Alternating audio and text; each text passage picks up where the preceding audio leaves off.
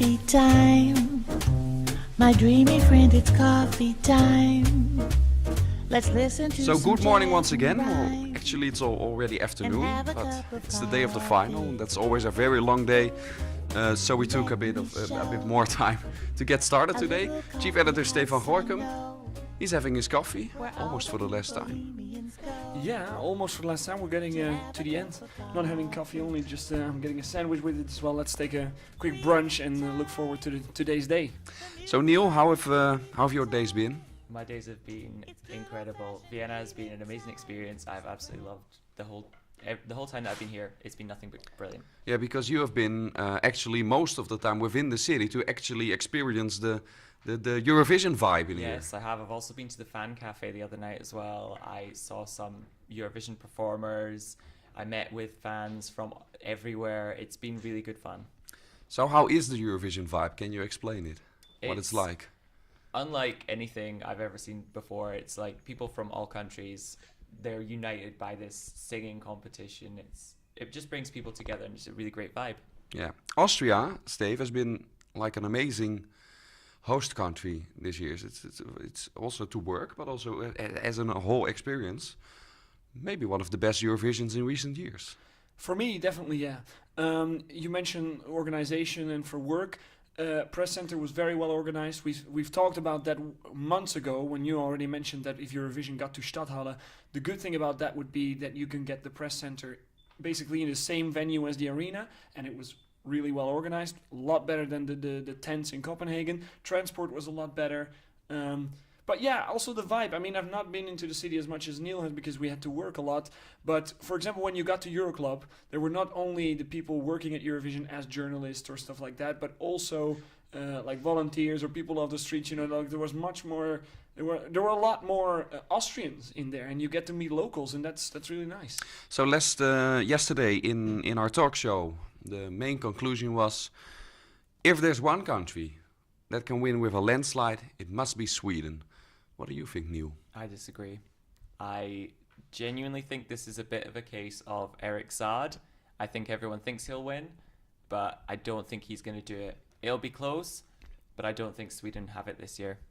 But then we also see like the way the way the points will be given tonight, in which order, and then we see Norway and Iceland closing it. And since they want to keep the tension as long as possible, well, for me that's another sign that Sweden might do it. Yeah, for me as well. I mean, we've seen that list over the years. We've always been analyzing it because they changed the order, trying to keep the voting as exciting as possible. It's sometimes really difficult if you have runaway winners, which are still known quite a lot in advance. But yeah, I mean, if Sweden would be the winner tonight, if that's what they expect, then it would make sense to put Norway and Iceland all the way at the end. But it doesn't mean necessarily that they have won the jury vote last night. It could also be that this is just a feeling that the EBU has and that they put the order of the countries according to that feeling, and that doesn't necessarily have to be true tonight. So we also have Russia, because many times we see countries in the first half not going for the win. Well, Conchita did. And then Russia in the second half might have the best papers. Yeah. I agree. I think I look at that running order and I see Russia as the winner. I say they have the best placing of any of the participants. I mean, you have Italy closing the show, but I mean, closing the show is also, it's a weakness, but it's also the strength. So it could go either way for them, and it's quite hard to predict. But for me, I look at the running order and I just think Russia, they've got it. They've got the perfect running order.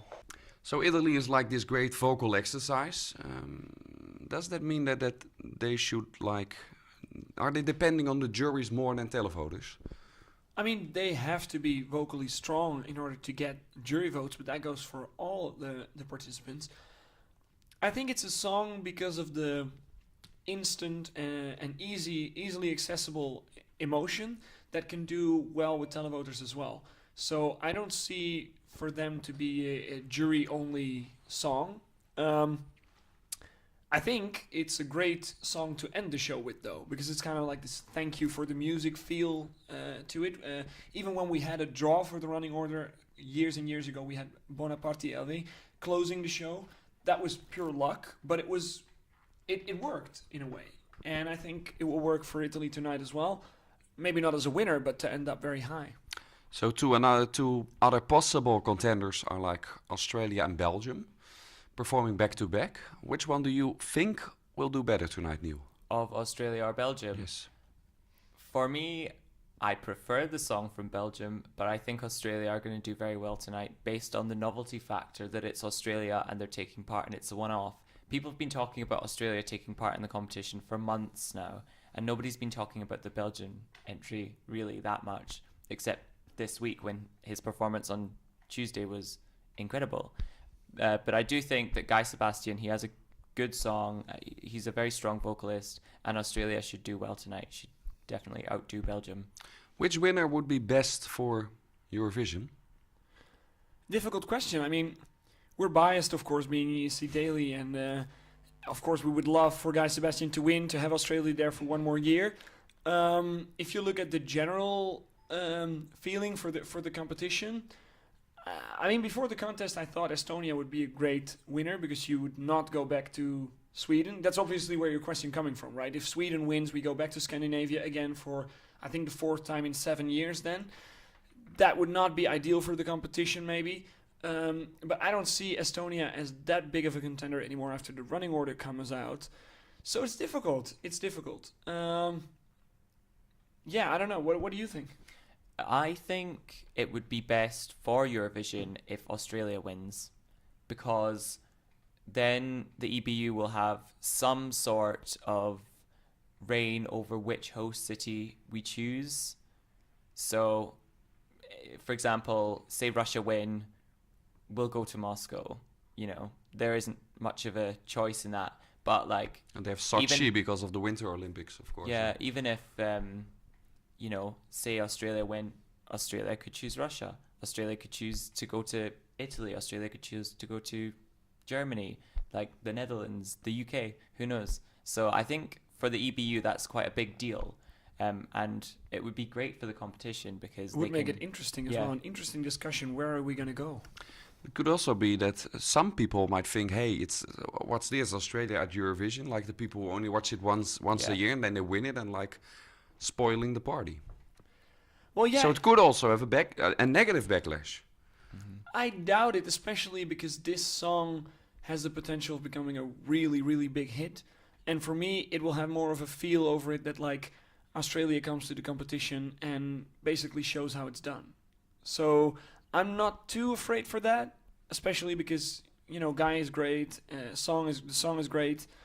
So I'm not too afraid for that. But yeah, for me it's difficult to pick. Like I know I can easily mention reasons why Sweden wouldn't be the perfect winner for Eurovision, but it's difficult for me to find a perfect alternative. What do you have in mind? Well, Eurovision, like it's the best way is when it's like this traveling circus, visiting different countries every year and all over the continent. So in that option, and especially with the political things going on in the world right now, Russia will be could be an amazing winner. It could also go the other way. So you always have to wait and see how that works out. Yeah, for me, when you say what you said just there, I think the ideal winner would be Italy.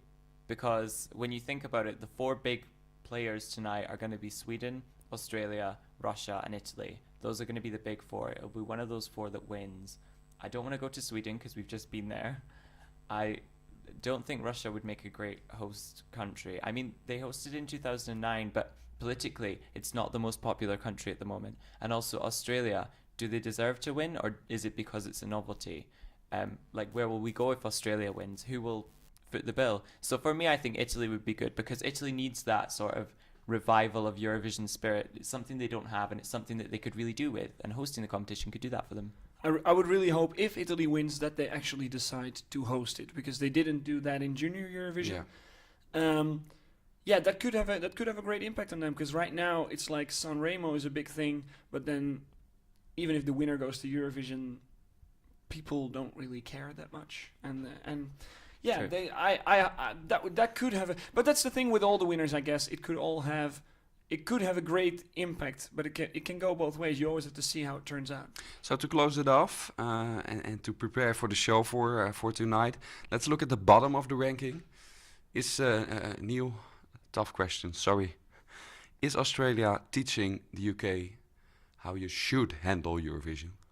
Oh, I don't know. This is quite a tough question because I think the UK entry, a lot of thought has gone into it, but these are just all the wrong thoughts. It's not the UK entry. It's not a good song, and you can dress it up any way you like, but it's not. But I feel like the UK. I definitely. If I predict 12 points for Australia from the United Kingdom tonight, but when it comes to returning the favour, maybe the UK might not be so popular with the Australian televoters. I don't know, because Australia tend to vote differently from the rest of Europe anyway. That's true. For example, they always vote every year, and they had Jedward winning in 2011, and Azerbaijan was like 20th or something. So they have a very different taste to Europe. So who knows? They might return the favour. Let's hope so. Who do you think will end at the bottom, Steve? UK is definitely an option. I'm trying to think. We haven't seen the semi-final results, of course, which makes it difficult.